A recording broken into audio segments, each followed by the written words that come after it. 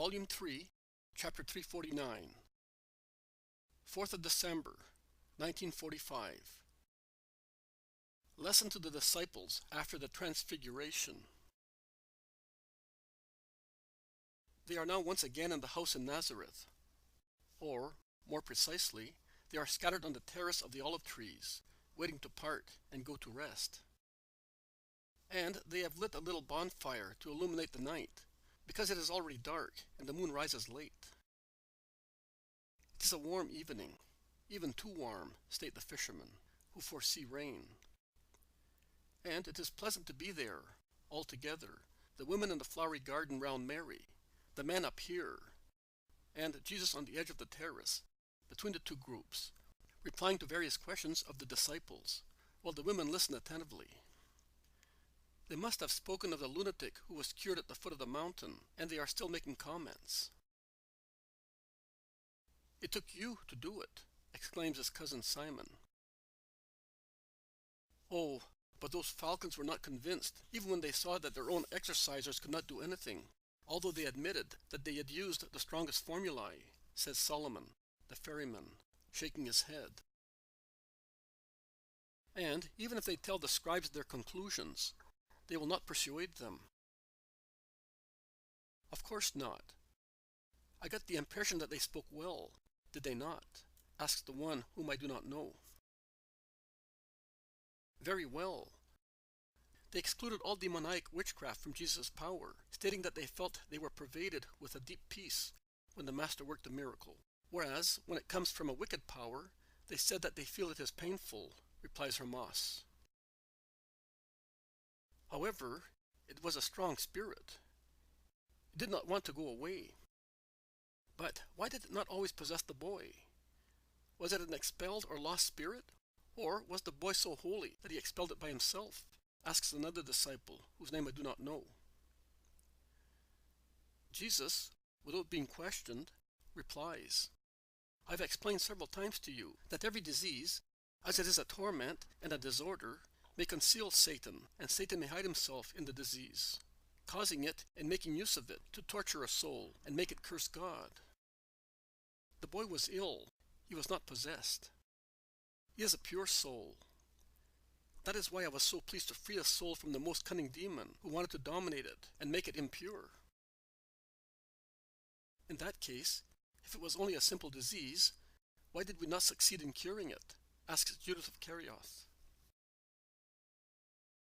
"Of course, it is obvious that the exorcisers could not do anything if it was not possessed.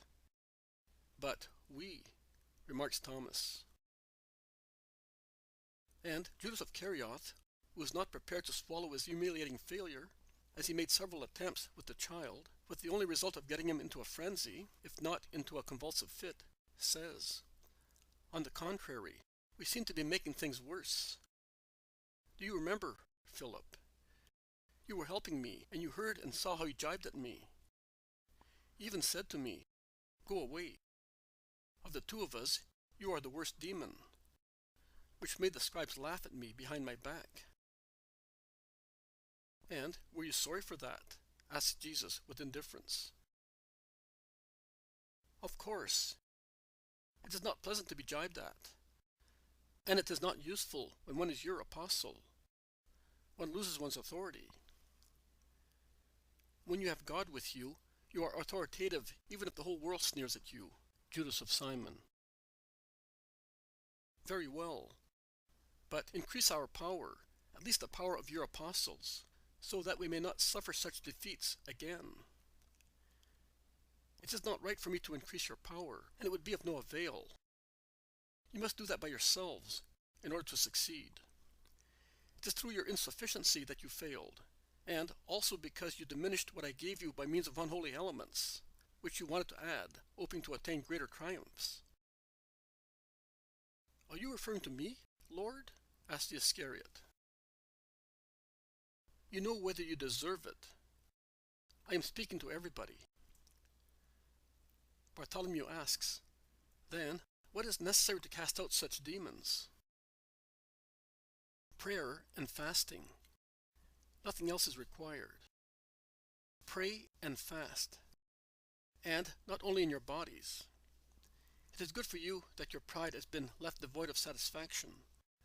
Satisfied pride makes mind and soul listless, and prayer becomes tepid and inert, just as the body, when it is too full, becomes sleepy and sluggish. And now let us go and have a well-deserved rest. Tomorrow morning, at dawn, you will all be on the road to Cana, except Manaen and the shepherd disciples. Go. Peace be with you. But he keeps Isaac and Manaen and gives them special instructions for the following day, when the women disciples and Mary will begin their Passover pilgrimage with Simon of Alphaeus and Alphaeus of Sarah. You will go through as dry lawn, so that Margin may see his old grandfather.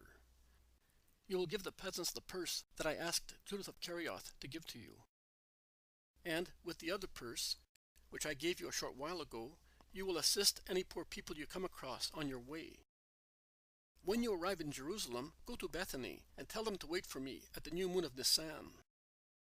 I will not be very late after that date. I entrust the person who is dearest to me and the women disciples to you.